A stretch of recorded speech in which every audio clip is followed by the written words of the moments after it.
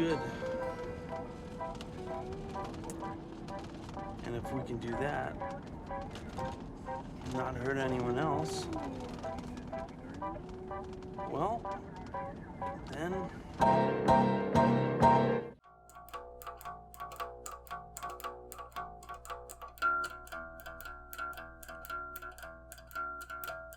I'm here all by my lonesome today.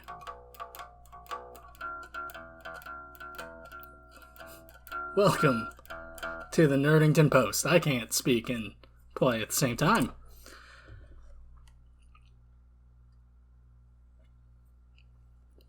Today's episode is brought to you by Cock and Bull Diet to Ginger Beer. It is refreshing without all the calories and sugar. Get that nice kick of ginger. I love it. I'm Walter. This is a solo episode today. The world's constantly on fire, people. It's always burning since the world's been turning. Thank you, Billy Joel.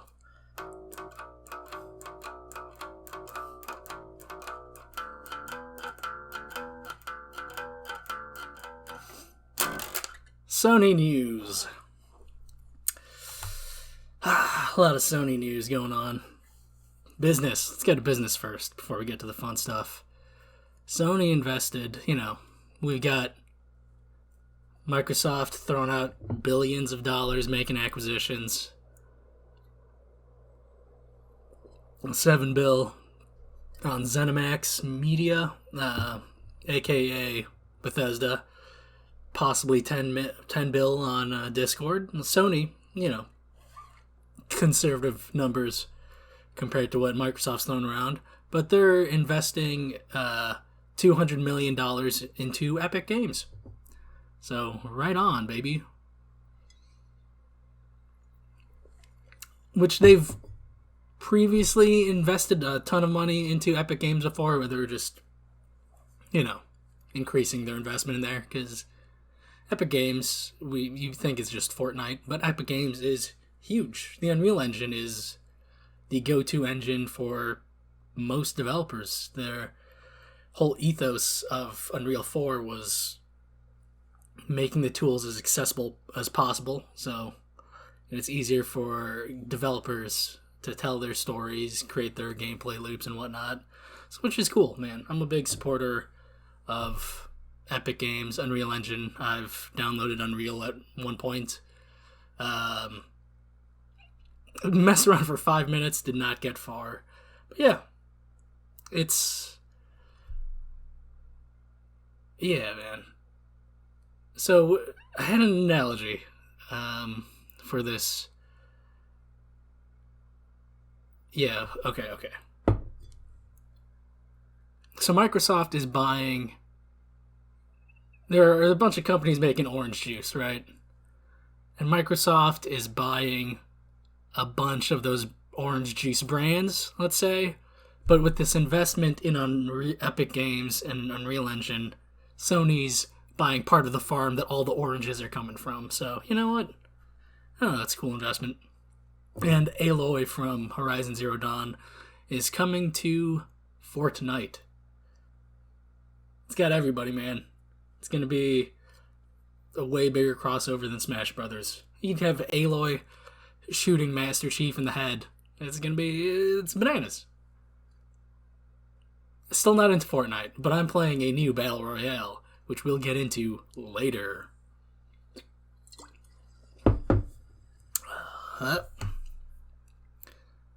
Sony and Netflix, they're getting into bed with each other. Making a sick deal. Starting in 2022, Sony and Netflix are going to have a 5-year deal where Sony movies, I think, includes Columbia Pictures, whatnot, just pretty much any movie, probably TV show produced by Sony, is coming to Netflix, which is, it's a good deal for both of them. That's just less money Netflix has to pay for. Well, less involvement with Netflix having to directly produce exclusive content, and then Sony, they don't have a homegrown streaming service, like how Warner Brothers has HBO Max. You know how it goes. Disney has Hulu and Disney Plus. You know, Sony, their content can go directly to Netflix, which is cool. 5-year deal. But also, it's not just that deal. There's also I was reading the trades, as they say in Hollywood.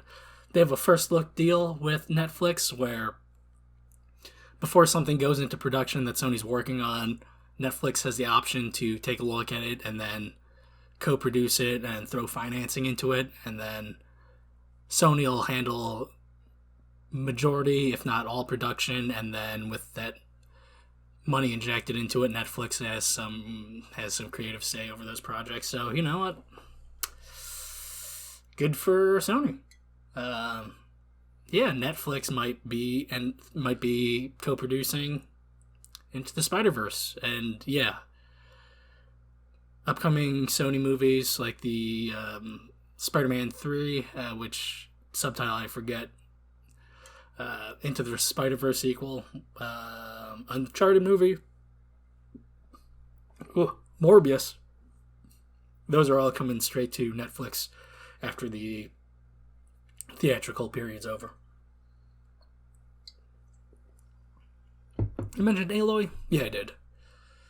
Oh, other Sony news. Not Uncharted. A Last of Us remake is apparently in the works, which is, you know, I think it's too soon to be doing that. We just got remastered on PS4. But I was listening to a podcast with Jason Schreier where he was explaining the whole situation, why it's happening. Apparently, the Last of Us remake started as a project in a support studio, and then with how Sony's getting more risk-averse and with their creative decisions and with their business restructuring of the PlayStation studios, a lot of that personnel that was at that support studio working on the Last of Us remake got moved to help with Last of Us 2, and then since those people were already folded into Naughty Dog more or less, that remake project is moving over to being a Naughty Dog production. And a lot of it is just the concept of feeding the beast, where after Last of Us 2 wrapped up, you have a bunch of employees that aren't working directly on a project. There's a team working on the multiplayer Last of Us content. But yeah, with Neil Druckmann and the creative team, they're working on pre-production for the next major project. So you have all these employees twiddling their thumbs. So, hey, we have this personnel, we have this technology, let's make the Last of Us remake. And also it's, you know, helps the team get acclimated to PS5 development, which is kind of what the Last of Us remaster did on PS4. So yeah, it's supposedly story stays the same. All the performances they're keeping from the original game. It's just they're updating the graphics engine, all the pretty stuff. And also they will likely incorporate gameplay elements from Last of Us 2 into it, like the multiple heights for, you know, crouching and whatnot, crawling on your belly, going prone, that sort of stuff. And they're going to release maybe a PS5 pack of Last of Us Part 1 and Part 2 on PS5, so whoop-de-doo, Basil. You know what, if I have a PS5 by then, I'll probably play it. I'll play it. Why not? I haven't played Last of Us since it originally came out on PS3. You know, have that beautiful, rough ending. You know, I haven't played it since. So I'm going to check it out. Yeah,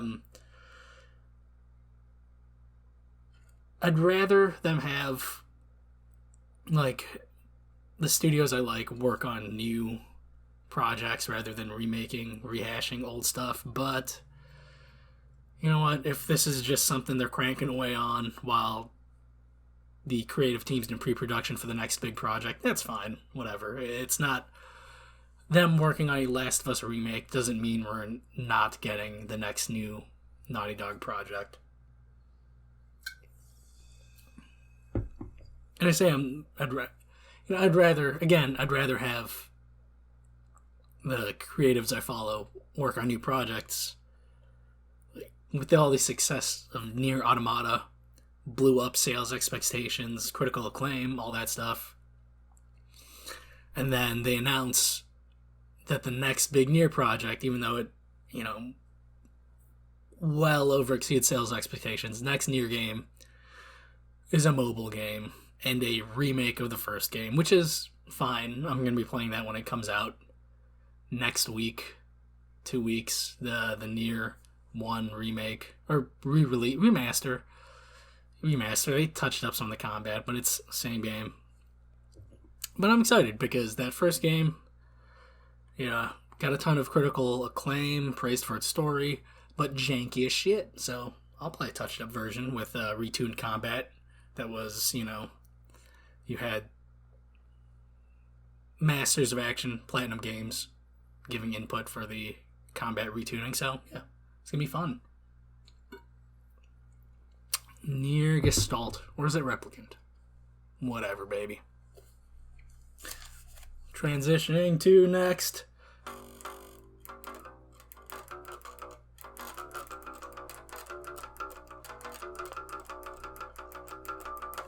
Gundam, baby.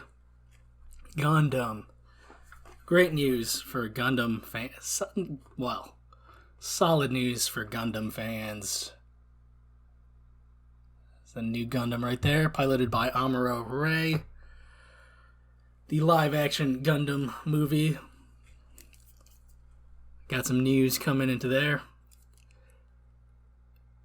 It's coming to Netflix, so that's cool. Gonna be co-produced by Netflix and Legendary. Finally got a director, Jordan Vogt Roberts, who directed Kong Skull Island, which I rewatched a couple weeks ago. Solid movie. Also attached to the long in development hell Metal Gear Solid movie. That's probably never gonna come out, but this, since, Netflix, baby. People are constantly scooping up content, lapping up that content. So, Gundam, directed by Jordan Vogt Roberts. Stories under wraps. We don't know if it's going to be which stories they might interpret from the anime. We don't know, what universe it's going to take place in. But the screenwriter, I'm excited for this, has me even more excited. Brian K. Vaughan, who is well known in the comic books field. He wrote Y the Last Man. He had a run on X-Men. He's been all over the place. Demo? Did he write Demo? Saga? Is he Saga? Only read the first major arc of Saga. I didn't keep up with it. Too many comics. But he's a writer I respect. He does a great job. And his script will probably be great. It will, it's Hollywood. It'll get passed through multiple writers. It'll be punch up. Studio's going to get fresh eyes on it. So who knows how the final screenplay is going to be. But they'll make a competent movie, that team. It'll be competent. It'll be fine. It'll never be, as good as Iron-Blooded Orphans or the 8th MS Team, which is two of the greatest Gundam series out there. Real quick, in no particular order, top 3 Gundams for me personally. We have the weird alien-like Turn X Gundam, designed by famous artist, designer Sid Mead, who famously did mechanical designs for Blade Runner, a ton of other Western movies and all that sort of stuff. Next one, Barbados Lupus Rex, which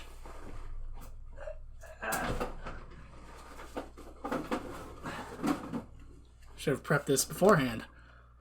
Barbados Lupus Rex. This model kit I will never, ever make. Yeah, it's a savage beast of a mobile suit. Great thing I love about Iron-Blooded Orphans is how brutal the combat is. They rely on melee weapons. Barbatos Lupus Rex has giant claws for just ripping into mobile suits. Has a sword tail that could whip around and, crush enemy cockpits. Brutal. Its main weapon is a mace that's the size of itself. It's fantastic. Next one, my top 3. Again, no particular order. Gundam Kamaris Vidar. The whole Kamaris series, except for the first one, fantastic mobile suits. They got a big fin horn, which I'm a fan of. Very knightly. They primarily have a lance as a weapon. They charge straight in with combat, which matches the idealistic nature of its pilot. Gaelio Bodwin. Love that guy. Love his mobile suits. Kamaris Vidar is the final iteration of it. It has a drill lance, which is super cool.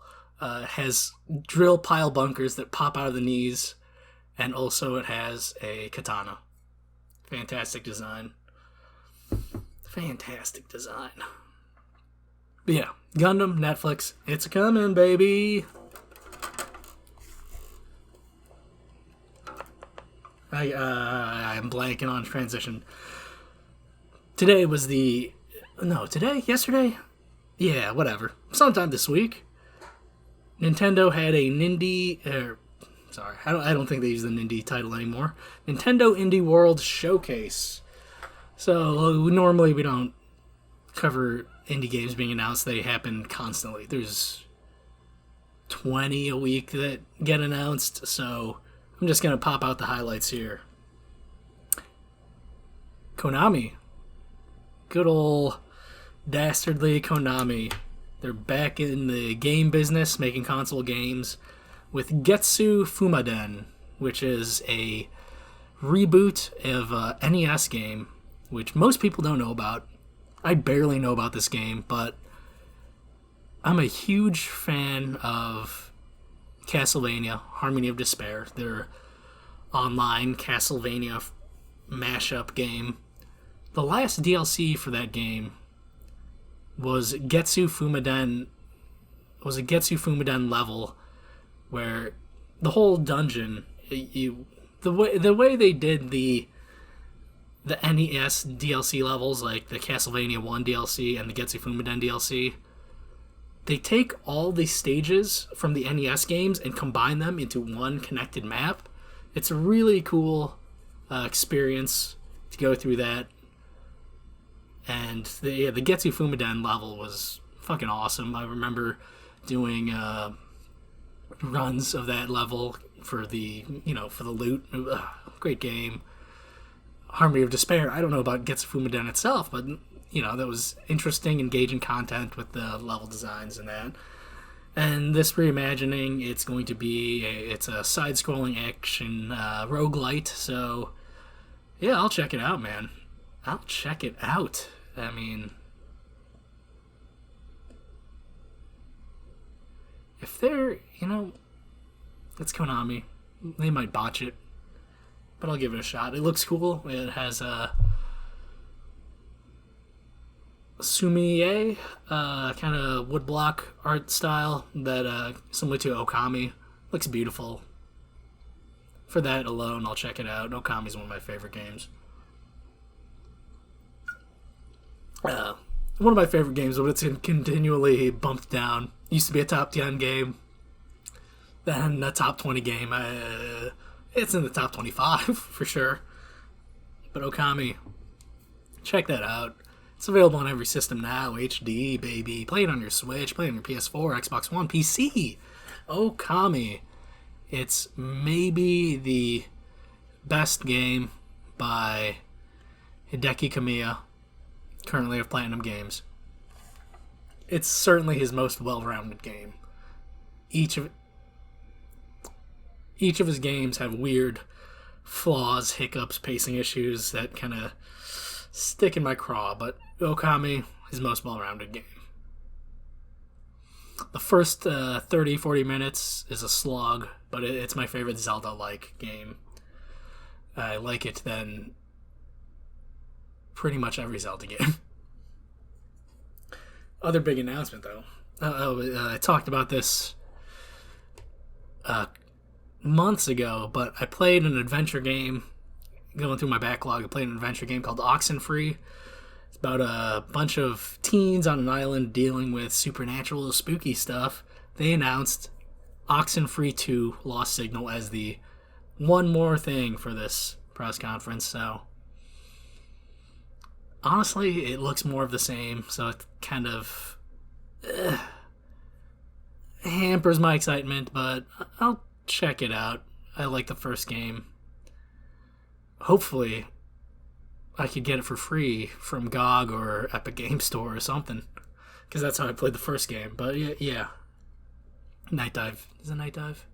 Night Dive Studios doing their thing. Good on you, making games you want to make. Hopefully, this next game's as interesting as the first one. Spooky, scary werewolf bar mitzvah.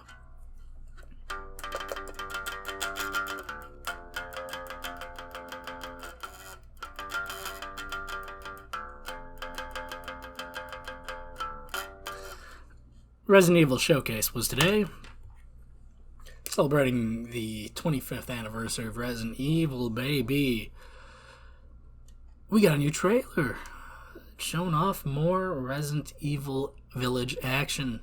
In addition to this Resident Evil Showcase happening today, Game Informer earlier this week revealed Resident Evil Village was their cover story, so throughout the month of April, we're going to get new details on Resident Evil Village. Just the other day, they had a video diving into the upgrade system going into Resident Evil Village. You can hunt animals, get meat, and then you could bring it to the vendor and make recipes in order to create upgrades for yourself, for your weapons, that sort of thing. So yeah, exciting stuff, man. With this new gameplay trailer, it looks like they're going not full-blown RE4, like 80% RE4. Like RE4 minus the suplexes and the kicks, which, that's my favorite part, baby. Love me a good suplex.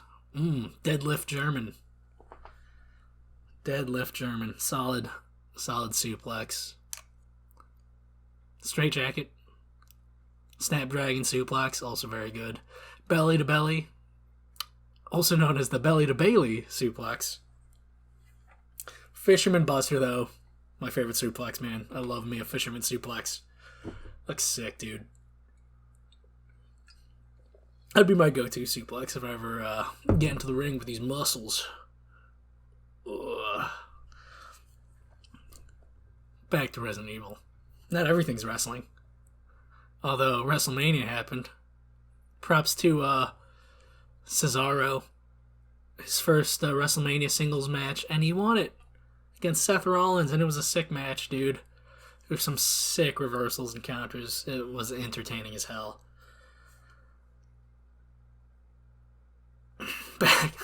Back to Resident Evil. They announced the second demo coming out, which it's a timed demo like the previous Resident Evil 2 remake and 3 remake demos. You have a limited amount of time to play it. PlayStation has early access. So it's split into two things. You can play a demo of the village section of the game, and then a demo of the castle section of the game. You have an hour to play the demo, and then once it's over, that's it. No more access to the demo, but on PC, you can fuck around with those files. I played the RE2 demo longer than you were supposed to. So yeah, PlayStation 4 and 5 demos have early access. On April 17th, you could play the village content for 30 minutes in the window of 7 p.m. on April 17th to 3 a.m. April 19th, 8-hour window to celebrate Resident Evil, not 8. Play the village. And then April 24th, you can play the castle section So April 24th, 7 p.m. Central Time to 3 a.m. Central Time. Castle demo. But if you have, again, PlayStation Early Access, right now you could preload the demos. So that's cool. Then for the rest of us people, May 1st from 7 p.m. Central Time to May 2nd, 7 p.m. Central Time, you have access to the Village and Castle demos, and you have an hour to play them. But again, the magic of fudging around with files, man. Time travel. Gonna mess with Mr. Resetti, baby.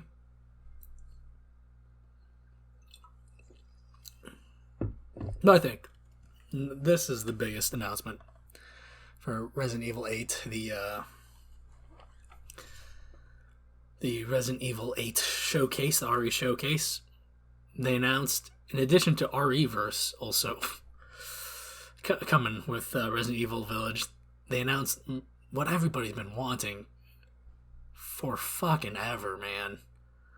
Mercenaries. Resident Evil Mercenaries mode is making a comeback with some twists and turns, baby. Some changes.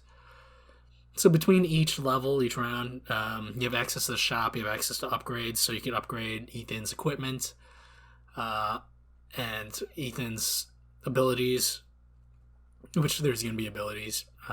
So that previous Resident Evil Mercenaries, they functioned, you had different characters, and each character, like, say, Jill in her RCPD costume, or Tube Top Jill, or you had Chris, Buff Chris, and then you had Classic Chris. Each version of of the characters would be a different loadout, different weapons, and sort of things. So it seems like they're ditching that system of having different characters being different loadouts, and then throughout, as you go through Mercenaries, you customize Ethan's loadout and abilities. So that's gonna be cool. But again, Resident Evil twists and turns. Maybe you do have access to different characters. That'd be sick, man. That'd be sick. I'd love to play as RE3 Jill in Mercenaries. But, you know, who knows what's going to happen. Who knows? Who knows?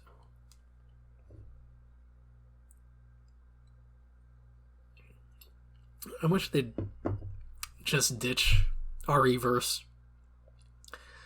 And for fuck's sake, man, just make it like a classic RE Mercenaries mode. That's what we all want. Playing RE Mercenaries with like the new Leon model, the new Claire, Jill, Chris models.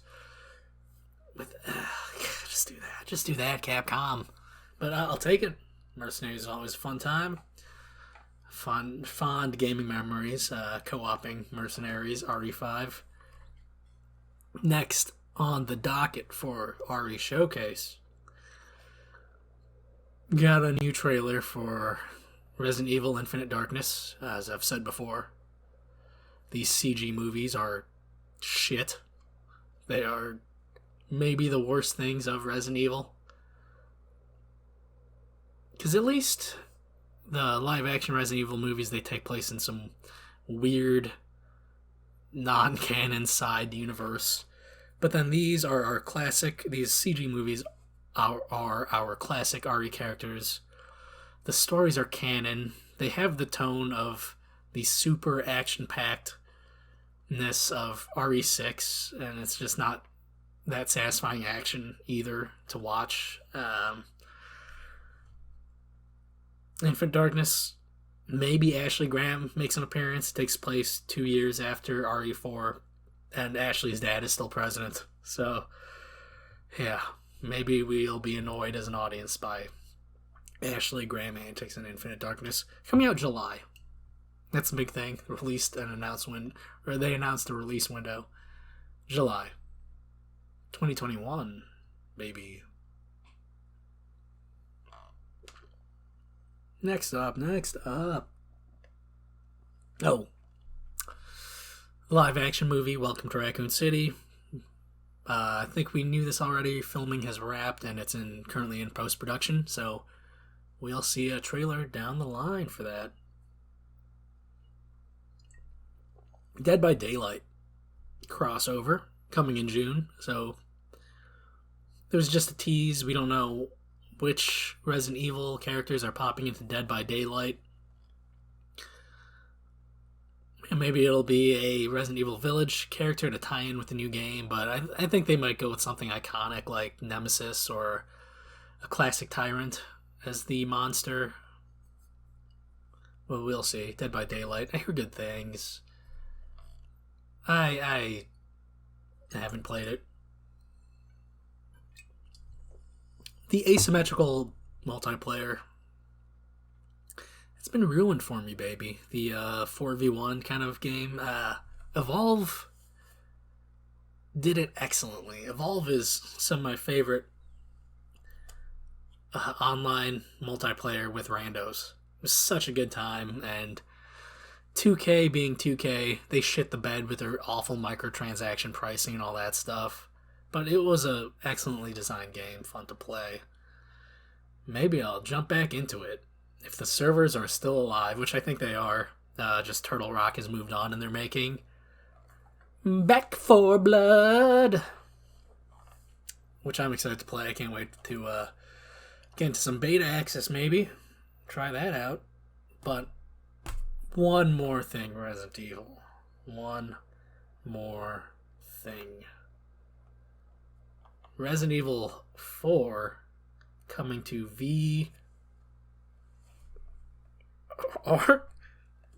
Resident Evil 4 coming to Oculus. Oh my god. This ginger beer makes me more burpy than any other carbonated beverage I've ever had. RE4 coming to Oculus Quest 2, which it looks sick, baby. RE4 in VR?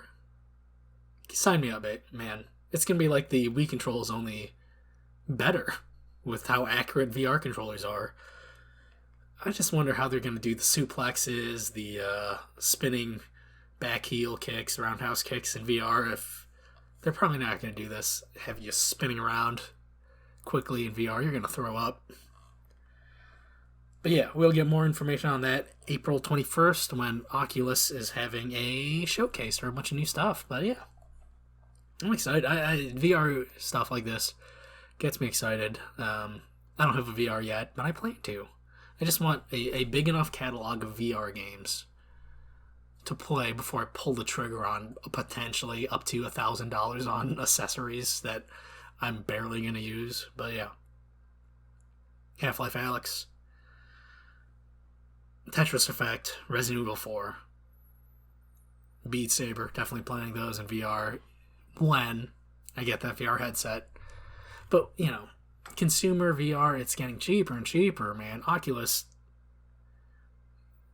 which was it? The one that you didn't have to be linked up. Whatever, man. Good times, VR. But what we're playing, watching, talking about Kong Skull Island, Joan Vogt Roberts, you know, Godzilla versus Kong. Not a fan. Did not like it. Didn't like how it was shot, mainly. Here's the thing. I skimmed that movie. I just fast forwarded to the kaiju parts, you know.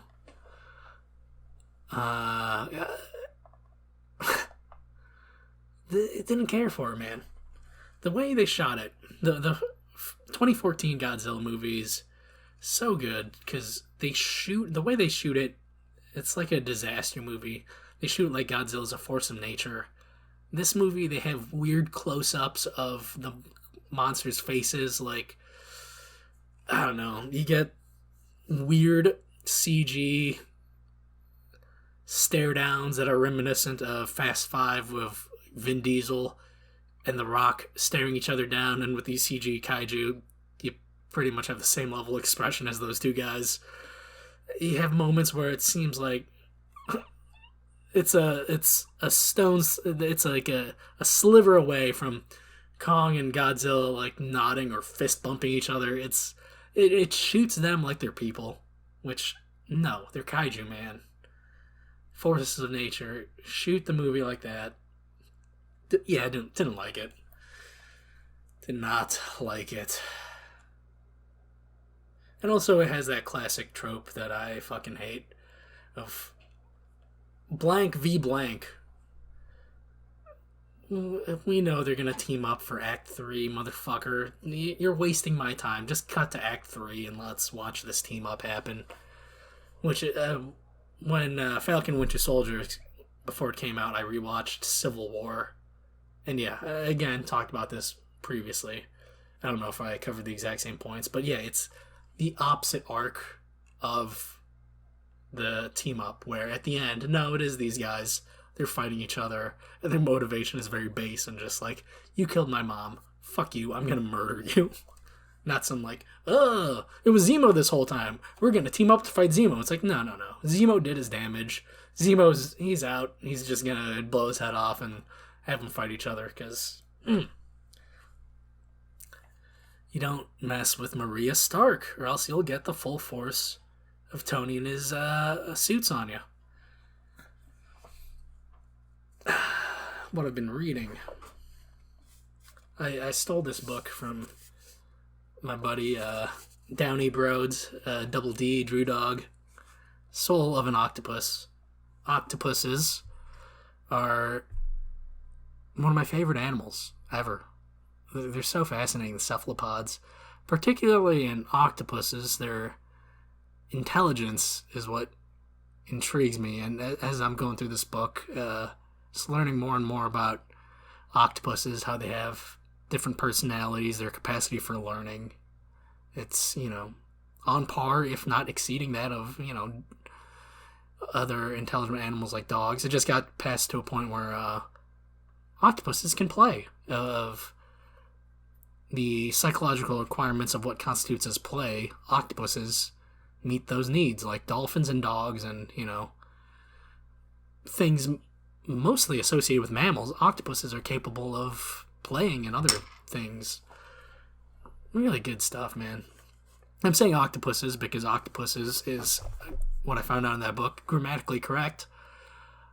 The I ending for pluralization, octopi, is Latin, and octopus is Greek. You don't mix the two. Two different languages. Octopus is pluralization for octopus, not octopi. Yeah, I've said this multiple times. If I grew up on a coast, I'd probably be a marine biologist. Octopuses are so fascinating to me. Just the way, everything about them. There's just a mass of muscles and chromatophores, and the way they have control over their body. They have on average, they have the brain the size of a walnut, but most of their neurons, are in their arms, and they use their arms to, as sensory organs. They can taste through their arms. Just, I don't know. They're super cool, man. So, yeah, if you're interested in octopuses, check out this book, Soul of an Octopus by Simon Cummery. And also check out My Octopus Teacher on Netflix. It's a cool doc about a South African guy who was a nature filmmaker. It chronicles his year hanging out with an octopus. I think my love of octopuses, I have to thank Hideo Kojima for this. With Decoy Octopus, the octopus character from Metal Gear Solid 4, the weird little TV show before the game starts where they talk about octopuses. I think that kickstarted my love of octopuses, man. They're just so fascinating. Cephalopods. Fun fact, they used to have shells. And in squids and octopuses, there's inside the mantle, there's a thin layer of cartilage.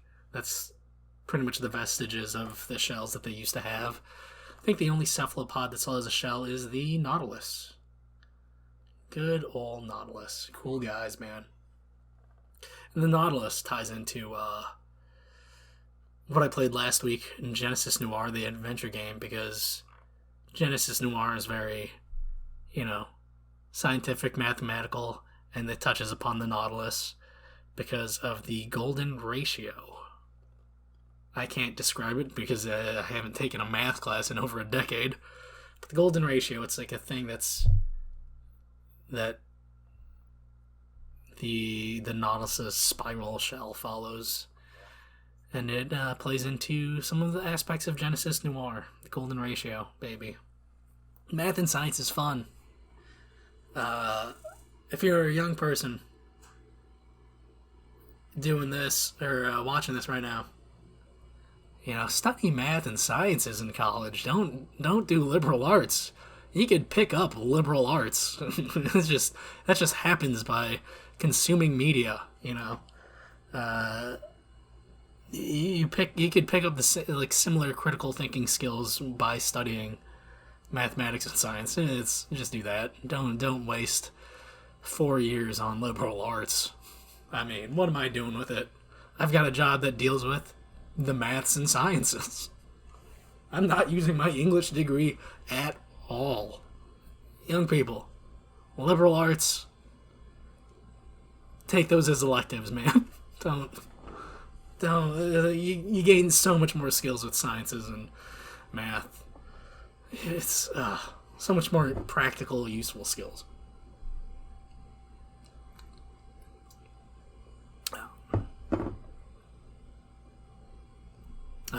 What else? Ooh. Like I mentioned, back at the start of the show, baby. Bring it all around. I've been playing a new Battle Royale game, Spellbreak. It came out a while ago. Early access. They had their first season. They just started Chapter 2, which is, Season 2 of Spellbreak.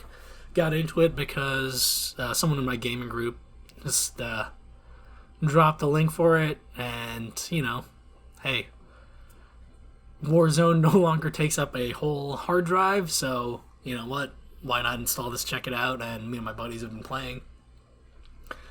It's a good time. It's got a cartoony art style.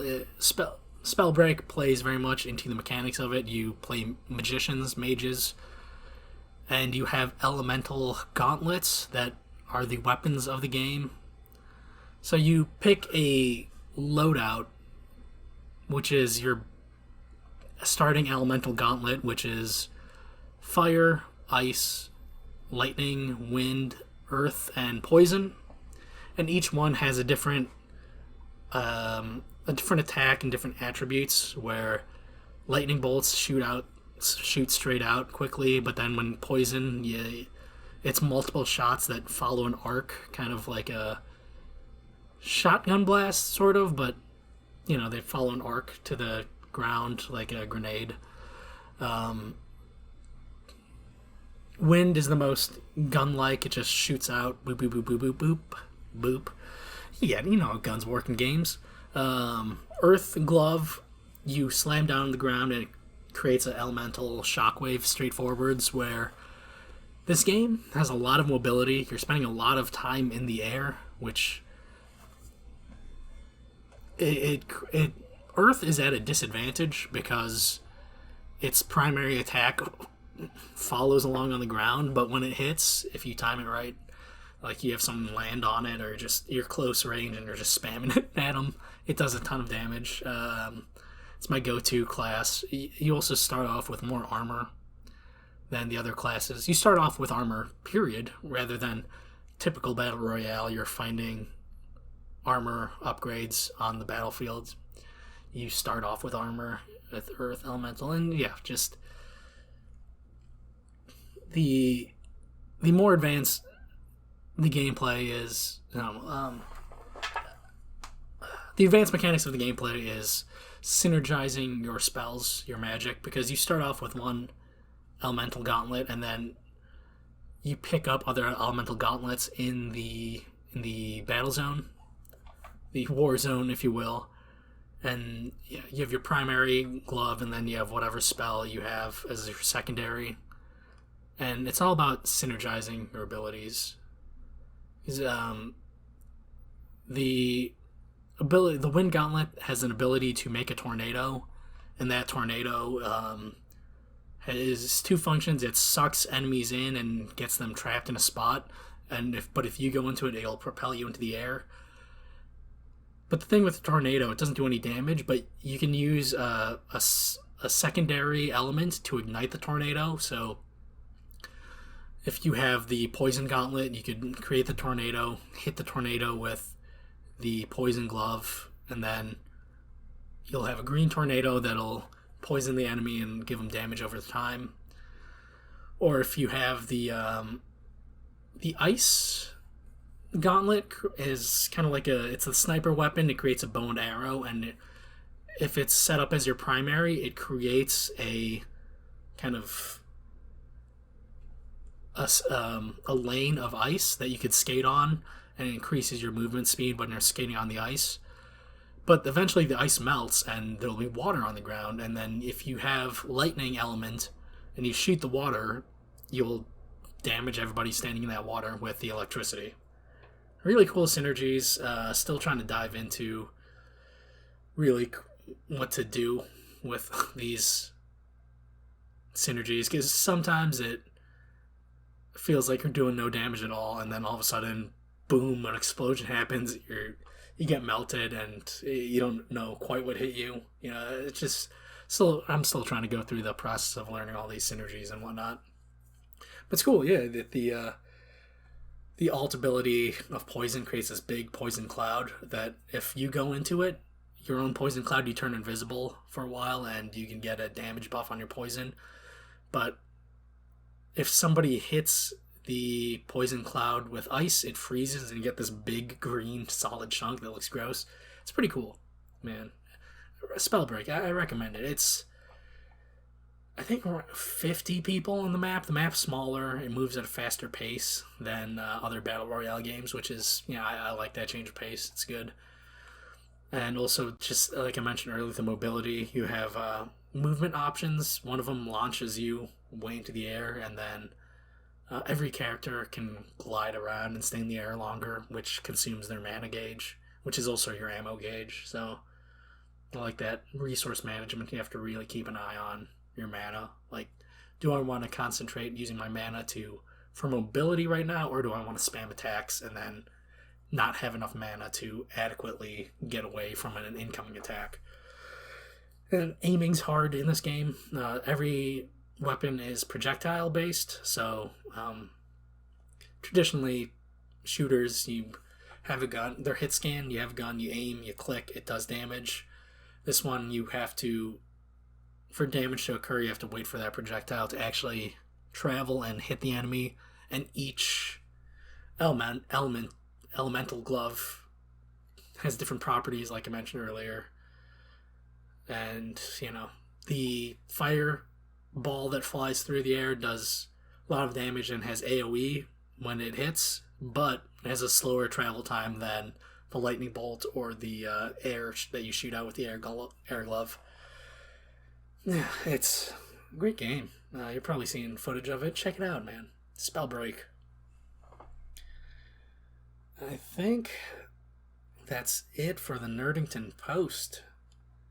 I'm trying to think of other things I've been watching. I'm watching a lot of anime. No. Watch some anime. I've been reading more manga. I've been catching up on One Punch Man and My Hero Academia, which, I grew up with superhero comics. Still love superhero comics, superhero stories. They're the Greek myths of our time. And My Hero Academia and One Punch Man are great twists on the superhero genre, but just based on the cultural differences between US and Japan.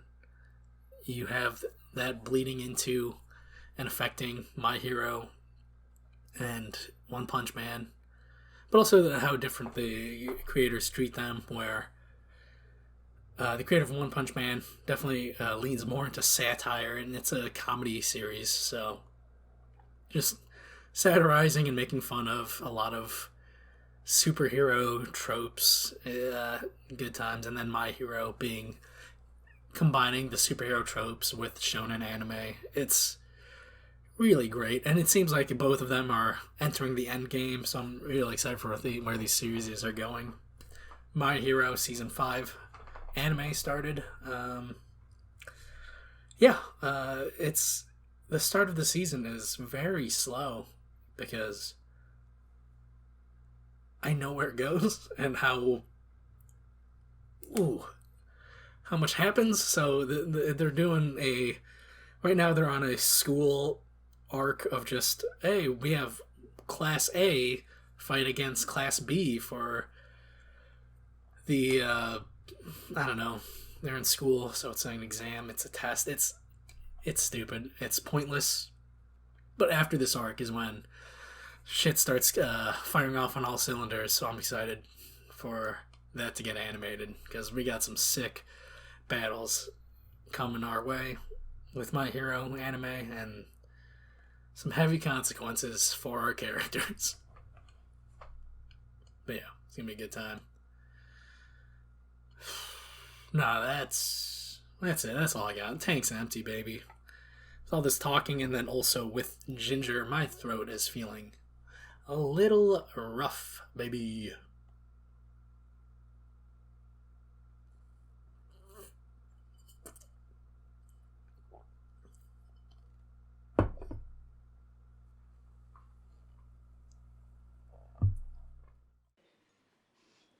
And you asked that we should say things, that we should say what we're thinking and not lie about things. Well, I can tell you that I lost my gun today.